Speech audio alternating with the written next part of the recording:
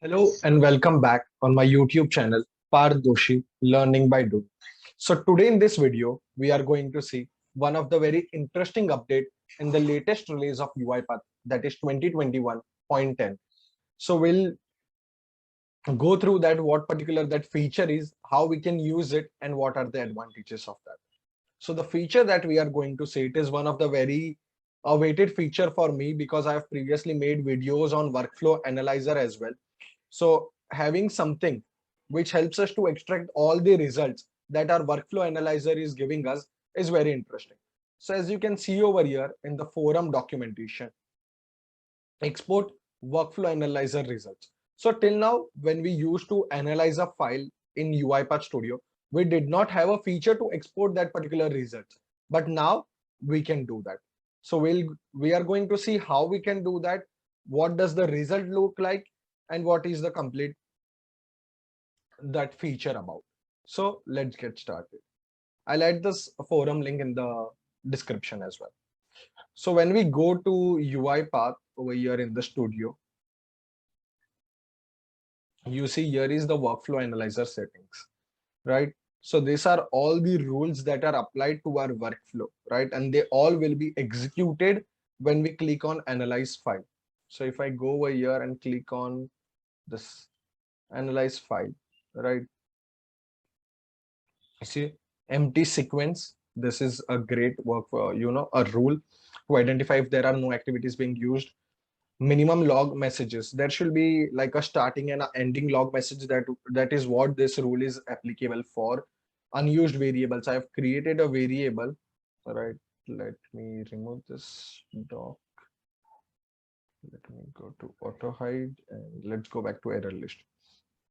Activity name defaults, this sequence, right? You should rename it. This is one of the best practices that we can follow. Now if I, after I rename it, right, I'm going to remove unused variables. Yes. And now let's click again, analyze file, empty sequence, and minimum log messages. So this is what the errors we have. Now how can you export this particular errors? Let's see that. So you have to go to home in the studio, in settings, go to design tab, and if you see over here, export analyzer results. When this option is enabled, all workflow analyzer results will also be exported to a local file. Now where this local file is created, how can you see that? We'll see all that. And there are different features with respect to this as well. Enforce analyzer before publish, enforce analyzer before run. So this is what something we are doing manually, right? But if you want to enforce is every time it is getting executed, you can do that as well from here. Enforce analyzer before publish, before run, analyze RPA XML files only. And these are the four options that we have now. And now we also have export analyze results, right? So let's go back over here and let me save this. So what I'm going to do is, now we have enabled that particular feature. I'm going to go to my project folder. And if you see a .local folder is created, this is a hidden folder. Let me delete this and let me re-execute it so you can see it from the start. And I'm going to click on analyze file. Okay. And error list is showing us 0. Let's see if so .local folder is created, .analysis, and this analysis result, right? So let me open notepad plus plus.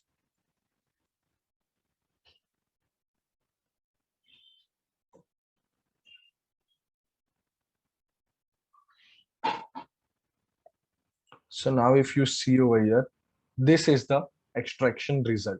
So now we are seeing this many rules, right? Because every rule that is executed. So I had asked that particular question in the forum as well in this thread. So if I scroll down, right, it should be somewhere over here.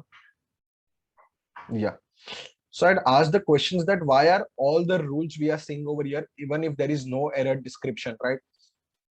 So the function of this particular feature is in this way, that every rule that is executed, right? So if you see over here in workflow analyzer settings, all these rules are getting executed. So even though it has errors or it does not have error, we are going to see that particular rule that is being executed. And if it has an error, then we'll see an error as well. So let us see and let us analyze the file. So we are seeing no error, right? Let us try to open this delete directory. This is another workflow that I developed. Now let's click on analyze file over here. Okay,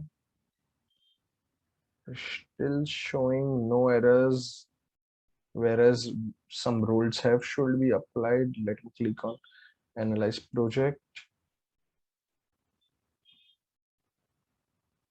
Okay,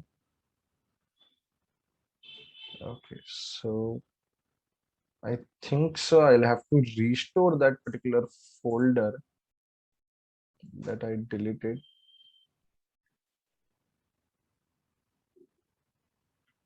Right, let me delete this as well.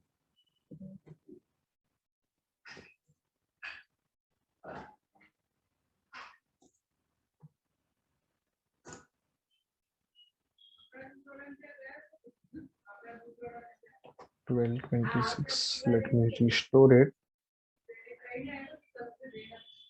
Okay, so I shouldn't have deleted this because there are some supportable files over here for this extraction and all that. Now if I go to analysis and I'm going to analyze it, right? Okay, so now we should be seeing that particular. So if you see empty sequence, now since I did analyze file, this complete project file.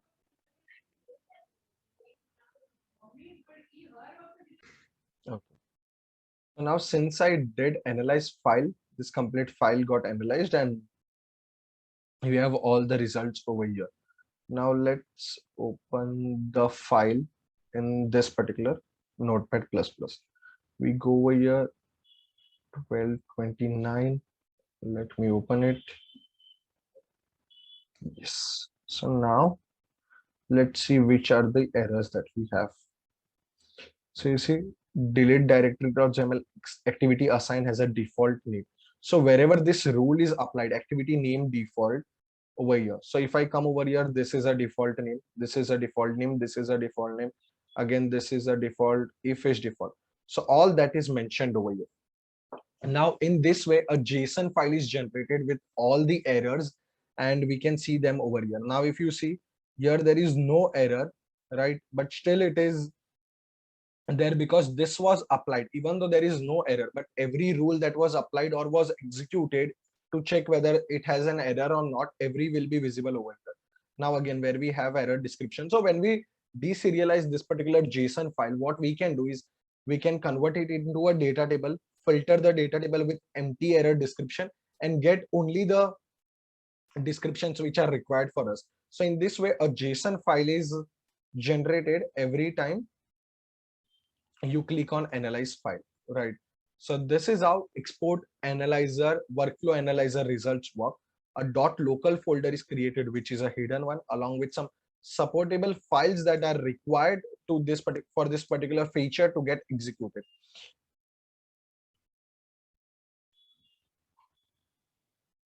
So I hope you understood how this particular feature works, how can you enable it, and how it helps us. So there are many best practices that are developed in this analyze project, like even if we are not using at an organizational level, but from an individual developer point of view, to follow all the best practices many people might not be aware about, you can just click on analyze file, get this JSON file or see what the errors are, right? And once you have the errors, you can improve that and you will build a workflow that is not only robust in terms of technical development, but also from a user understand perspective, right? If you send someone the workflow, what is this assigned used for? I'm this first particular assigned is used to assign the current data. This is to get the current month. This is to get the previous month. So in that way, you can change the names and that could be helpful for your teammate with whom you are sharing the code. So this was one of the feature in the latest release of 2021.10. We'll be seeing more other features that are there. If you see, there are many features that have came in. I'll be making video on all the features one after the other, but this was something which is my favorite topic and I wanted to make a video on. So I hope you understood this particular feature. How can you enable it? How can you use it? And how the local files is generated. If you face any problem in this, feel free to comment in the comment section and do hit the subscribe button on the channel. Also, we can connect on LinkedIn. If you have any queries, you can reach out to me if I take time on applying or replying on the comments. Thank you for watching the complete video.